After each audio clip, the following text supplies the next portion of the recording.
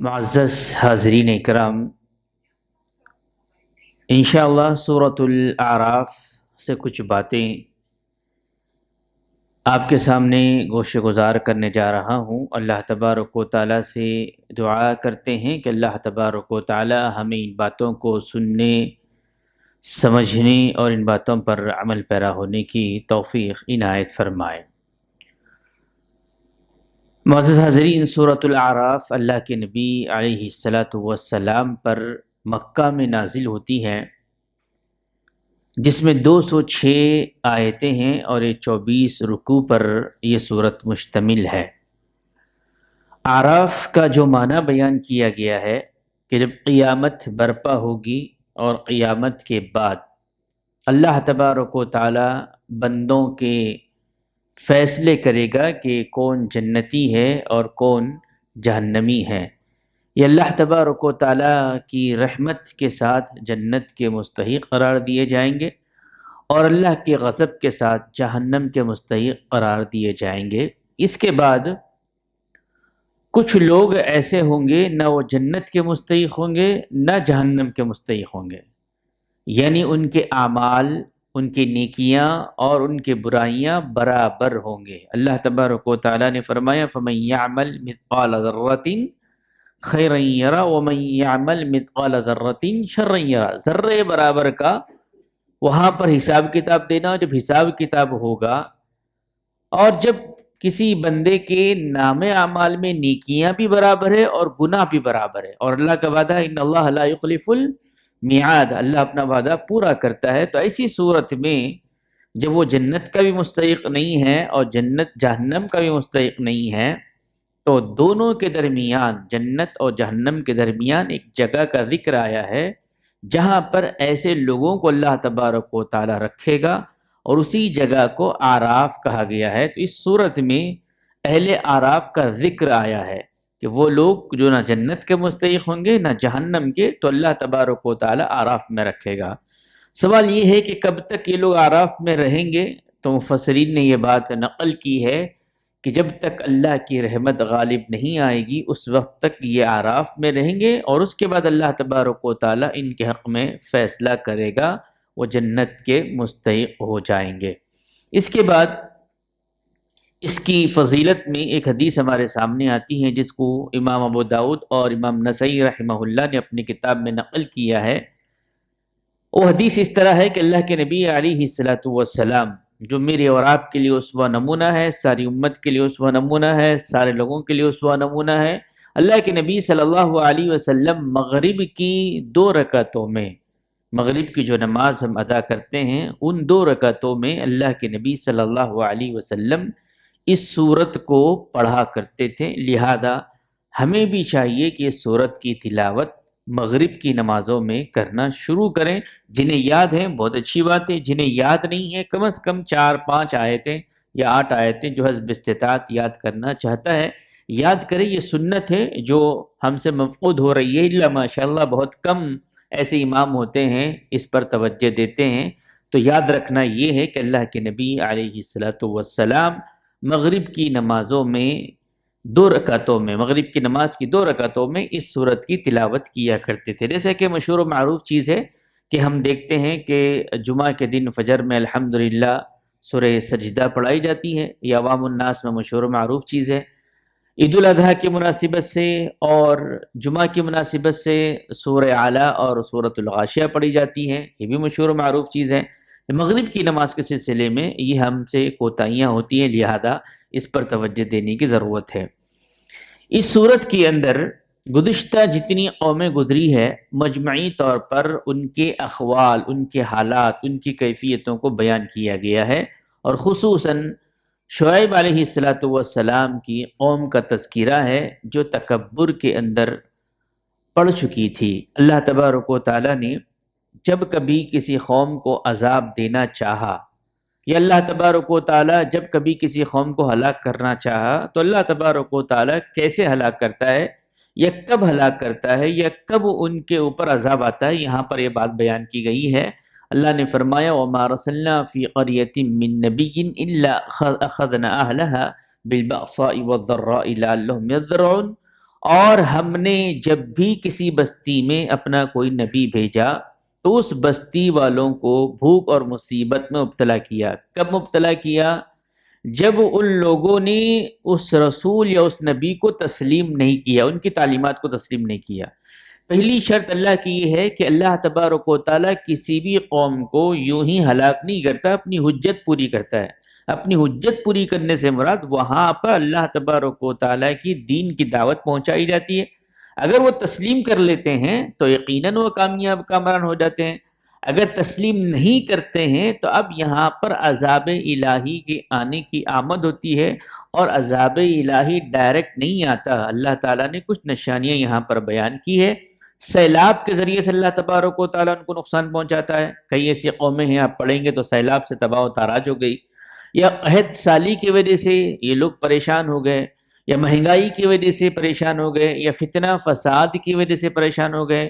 تو یہ ایک شکل ہے جب مجموعی طور پر پوری قوم اللہ تبارک و تعالیٰ کی ہدایت کو تسلیم نہیں کرتی ہے تو ایسی صورت میں یہ عذابات چھوٹے چھوٹے شکل میں اللہ تبارک و تعالیٰ قوم میں اتارتا ہے۔ دوسری جو شکل آتی ہے کہ عذابات کے اتارنے کے بعد بھی وہ توبہ استغفار نہیں کرتی اور اسی حالت میں رہتی ہے تو اللہ تبارک و تعالیٰ ان کا امتحان لینے کے لیے خوشحالی کو عام کر دیتا ہے۔ اس قوم میں خوشحالی آ جاتی ہے، امن آ جاتا ہے، قوت آ جاتی ہے، یہاں تک کہ وہ مادہ پرست ہو جاتے ہیں اور اتنا انقلاب برپا کرتے ہیں، وہ یہ کہنے پہ مجبور ہو جاتے ہیں کہ یہ جو کچھ ہوا ہے ہماری محنتوں کا نتیجہ ہے، ہمارے قوت کا نتیجہ ہے، ہماری ہمت کا نتیجہ ہے۔ یہاں تک کہ کفر و تکبر میں اتنا اضافہ ہو جاتا ہے، اتنا اضافہ ہو جاتا ہے کہ اللہ کی ہدایت کو چھوڑ دیتے ہیں۔ اس کے بعد اللہ تعالیٰ نے فرمایا فَأَخَذْنَاهُمْ بَغْتَةً وَهُمْ لَا يَشْعُرُونَ، اچانک ہم انہیں پکڑ لیتے ہیں، ان کو خبر بھی نہیں ہوتی۔ تو دو پہلو یہاں پر آئے ہیں۔ علامہ ابن کثیر رحمہ اللہ نے اس آیت میں کافروں اور اللہ سے غافل لوگوں کا حال بیان کیا گیا ہے کہ جو لوگ اللہ سے غافل ہوتے ہیں، اللہ کے منکر ہوتے ہیں، انکار کرتے ہیں، کفر کرتے ہیں، ان کی حالت ایسی ہوتی ہے، عذاب آتا ہے تو بھی برداشت کرتے ہیں، تبدیلی نہیں لاتے، اپنے اندر چینجز نہیں لاتے کہ کیوں، کیا وجہ سے یہ چیزیں آئی ہیں۔ قرآن دوسری جگہ اس بات کی وضاحت کرتا ہے کہ وَمَا أَصَابَكُم مِّن مُّصِيبَةٍ فَبِمَا كَسَبَتْ أَيْدِيكُم، جو تم پر مصیبت آتی ہے، پریشانی آتی ہے، تمہارے ہاتھوں کی کمائی ہے۔ اگر وہ محاسبہ کر لیتے ہیں تو عذاب ٹل جاتا ہے، محاسبہ نہیں کرتے ہیں، پھر نعمتیں ملتی ہیں تو نعمتوں پر کیا کرتے ہیں، تکبر کرتے ہیں، تو ایسی صورت میں اللہ تعالیٰ اس قوم کو عذاب میں مبتلا کرتا ہے۔ لیکن یہاں پر جو علامہ ابن کثیر رحمہ اللہ نے بیان کیا کہ کافر اور غافل لوگوں کا تذکرہ ہے، لیکن مومن کا معاملہ کیا ہوتا ہے؟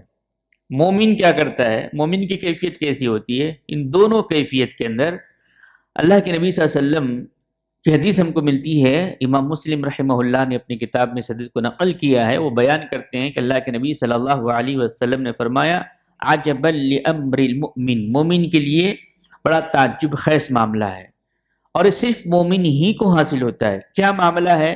اس کے پاس جب کوئی خیر آتا ہے، کوئی نعمت آتی ہے، اولاد کی شکل میں، دولت کی شکل میں، شہرت کی شکل میں، علم کی شکل میں، صحت کی شکل میں، کسی بھی طریقے سے اللہ کی نعمت اس کے پاس آتی ہے تو مومن کیا کرتا ہے؟ اللہ تبارک و تعالیٰ کا شکر ادا کرتا ہے، کہتا ہے اللہ کے جانب سے، اللہ کے چاہنے سے، اللہ نے فلاں ابن فلاں کے ذریعے سے یہ نعمت مجھے عطا کی ہے، اللہ کا شکر گزار بندہ بنتا ہے، مومن کی صفت ہوتی ہے۔ اور دوسرا، جب اس کے پاس کوئی خیر آتا ہے، شر آتا ہے، پریشانی آتی ہے، مصیبت آتی ہے، آفت آتی ہے، تجارت میں نقصان ہوتا ہے، اولاد ضائع ہو جاتی ہے، یا صحت بگڑتی ہے، یا کوئی حادثہ پیش آتا ہے، زندگی کے لمحات میں کہیں نہ کوئی پریشانی آتی ہے، تو وہ کیا کرتا ہے؟ یہ تصور کرتا ہے، یہ ایمان رکھتا ہے کہ یہ جو کچھ ہوا ہے میرے ساتھ، میرے رب کے چاہنے سے ہوا ہے، تو ایسی صورت میں وہ صبر کرتا ہے۔ اور کافر اور اللہ سے غافل لوگ یہ دونوں کام نہیں کرتے، عذاب آنے پر بھی تبدیلی نہیں لاتے، صبر نہیں کرتے، اور نعمت ملنے پر بھی شکر نہیں کرتے۔ مومن کیا کرتا ہے؟ نعمت کے ملنے پر شکر ادا کرتا ہے، اور آفت و مصیبت کے وقت کیا کرتا ہے؟ صبر کرتا ہے، اسی لیے ہر چیز اس کے لیے خیر ہو جاتی ہے۔ اس صورت کی آیت نمبر 96 کے اندر بھی اسی بات کا اللہ نے ذکر کیا، وَلَوْ أَنَّ أَهْلَ الْقُرَىٰ آمنوا واتقوا لفتحنا علیہم برکات من السماء والارض، اگر یہ بستی والے ایمان لے کر آتے ہیں، تقوی اختیار کرتے ہیں، تو ہم کیا کرتے ہیں؟ لفتحنا علیہم برکات من السماء والارض، تو ہم ان کے اوپر رزق کے دروازے، برکت کے دروازے آسمان و زمین سے ان کے اوپر کھول دیتے ہیں۔ دو چیزیں بتائی گئی، ایک ہے ایمان لانا اور دوسرا ہے تقوی اختیار کرنا۔ کہیں پر بھی آپ پڑھیں گے الا الذین آمنوا وعملوا الصالحات، جو ایمان لائے عمل صالح کرے۔ سورہ عصر کے اندر بھی یہ بات ملتی ہے والعصر ان الانسان لفی خسر الا الذین آمنوا وعملوا الصالحات، زمانے کی قسم انسان نقصان میں ہے، خسارہ میں ہے، لیکن وہ انسان خسارے میں نہیں ہے جو ایمان لایا اور عمل صالح کر رہا ہے۔ یہاں پر بھی بات آئی الا الذین آمنوا واتقوا، آمنوا واتقوا، ایمان لے کر آئے اللہ پر، اس کی تقدیر کے اچھے برے ہونے پر، اور اللہ سے ڈرتے رہیں، تو اللہ تبارک و تعالی زمین و آسمان سے برکت کے دروازوں کو کھول دے گا۔ یہاں پر ایک اور چیز سمجھنی یہ ہے، برکت سے مراد کیا ہے؟ برکت سے مراد کیا ہے؟ عام طور پر ہمارے ذہنوں میں یہ چیز ہے کہ برکت سے مراد یہ ہے کہ 1 لاکھ اگر میرے پاس ہے تو کچھ دنوں میں 10 لاکھ ہو جانا، 10 ہے تو 20 ہو جانا، 20 ہے تو 30 ہو جانا، یہ ہمارا جو تصور ہے اضافہ ہونا، اس کو ہم برکت سمجھتے ہیں۔ یا ایک گھر ہے، ایک مکان ہے، تو ہم سمجھتے ہیں کچھ دنوں میں 2-4 مکان ہو جائیں۔ یہ تجارت کا ایک ذریعہ ہے، ہم چاہتے ہیں کہ 2-4 ذریعے ہو جائیں، یہ اضافہ ہے، برکت نہیں ہے۔ برکت کسے کہتے ہیں؟ اہل علم نے یہ بات لکھی ہے کہ برکت کا اصل معنی مفہوم یہ ہے کہ اگر 1 لاکھ روپیہ آپ کے پاس ہے، وہ 1 لاکھ باقی رہنا اس پیسے کی برکت ہے، اس میں اضافہ ہونا برکت نہیں ہے، یہ تو اللہ کی جانب سے اللہ جس میں چاہے اضافہ کر دے، باقی رہنا وہ برکت ہے۔ اگر آپ کے جسم صحیح سالم ہے اور آپ کا جسم، آپ کی صحت بالکل ٹھیک ہے، تو یہ جسم کی برکت ہے کہ الحمدللہ اللہ نے آپ کو صحیح سالم رکھا۔ ایک گھر اللہ نے دیا اور گھر کے اندر خیر و برکت ہے، پرسکون آپ زندگی گزار رہے ہیں، آپ کے پڑوسی اچھے ہیں، آپ کا محلہ اچھا ہے، الحمدللہ وہ گھر کی برکت ہے۔ اسی طرح اولاد کی برکت کا بھی ذکر آتا ہے کہ انسان فخر کرتا ہے اولاد پر، مال پر، تو اولاد کا برکت والا ہونے کا مفہوم کیا ہے؟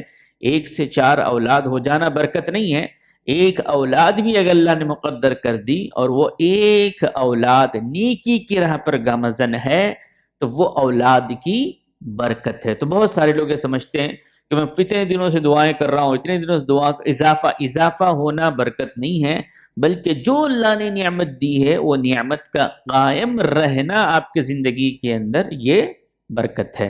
اس کے بعد اور ایک چھوٹی سی آیت لے کر اپنی بات کو ختم کرتے ہیں۔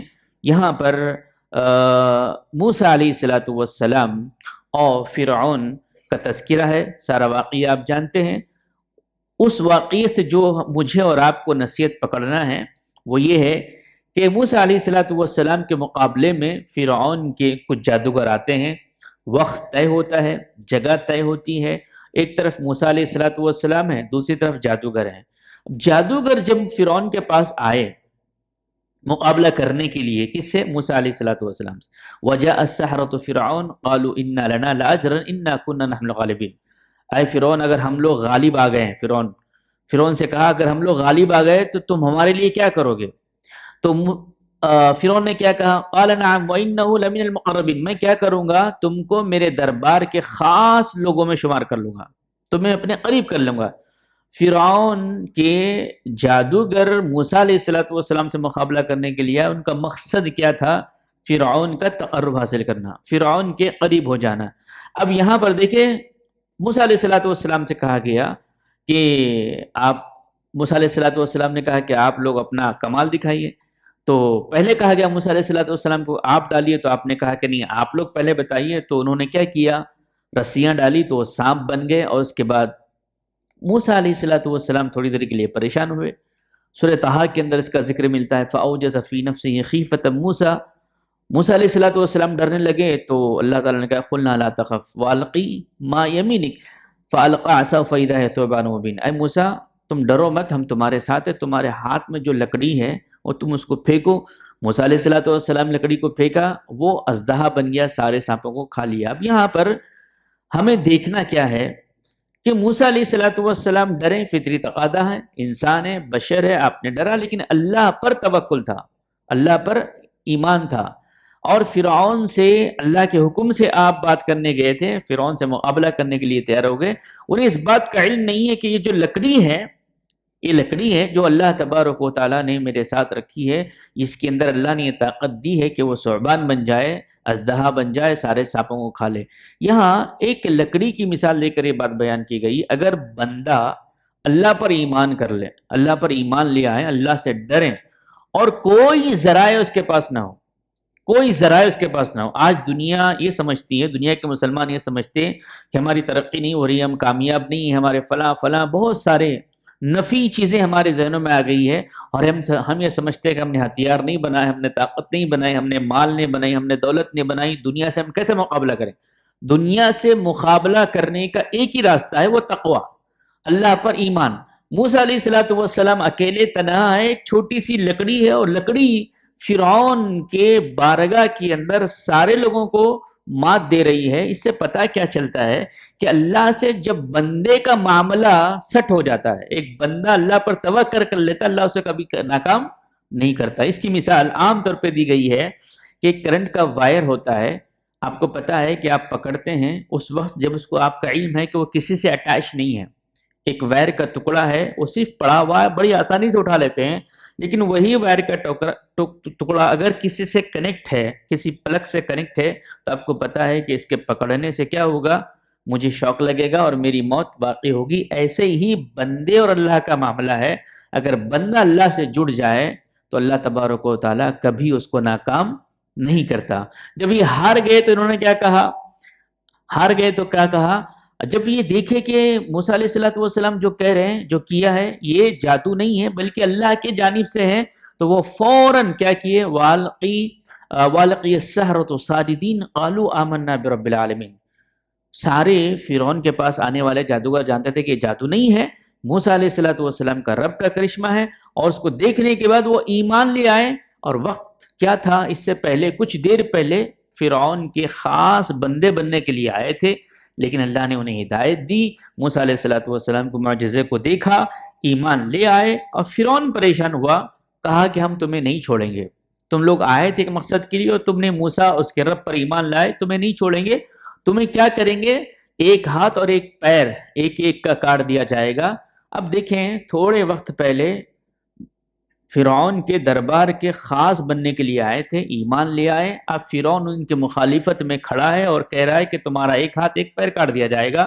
اب یہاں ہاتھ کیفیت یہ ہوتی کہ وہ فرعون کے دربار میں واپس لوٹ جاتے یا فرعون کو تسلیم کر لیتے، موسیٰ علیہ الصلوۃ والسلام کے رب کو رد کرتے، نہیں کیا انہوں نے کیا کیا؟ ربنا افرغ علینا صبرا وتوفنا مسلمین، اے ہمارے رب ہم ایمان لے کر آئیں، اب ہم اسی پر گامزن رہیں گے۔ تو جب ایمان کسی کے دل میں آ جاتا ہے تو دنیا کی کوئی شہرت، دنیا کا کوئی مقام، دنیا کی کوئی بھی عہدہ یا کوئی سلطنت اسے پسند نہیں آتی ہے، وہ اپنے رب کے ہو کے رہتے ہیں۔ اور اللہ تبارک و تعالیٰ نے یہاں پر انہیں ایمان سے نوازا اور ان کے اوپر صبر کو ایسے لوٹایا۔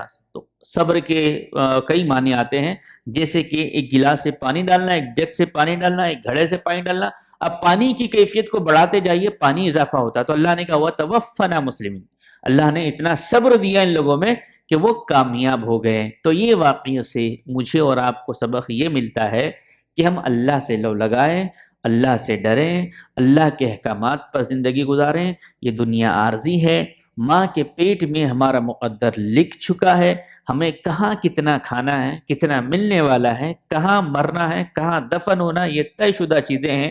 میرے اور آپ کی زندگی اللہ کے لیے صرف آزمائش ہے، یہ دنیا امتحان گاہ ہے، اور امتحان گاہ سے تربیت کے مہینے سے ہم گزر رہے ہیں۔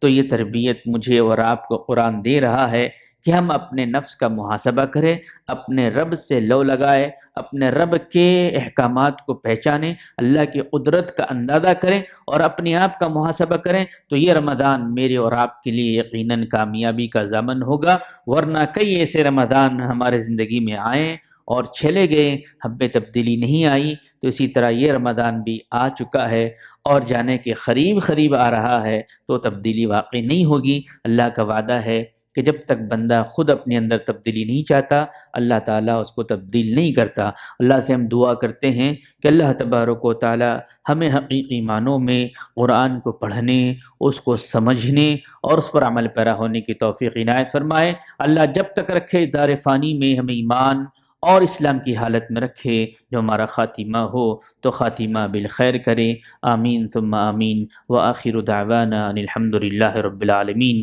والسلام علیکم ورحمۃ اللہ وبرکاتہ۔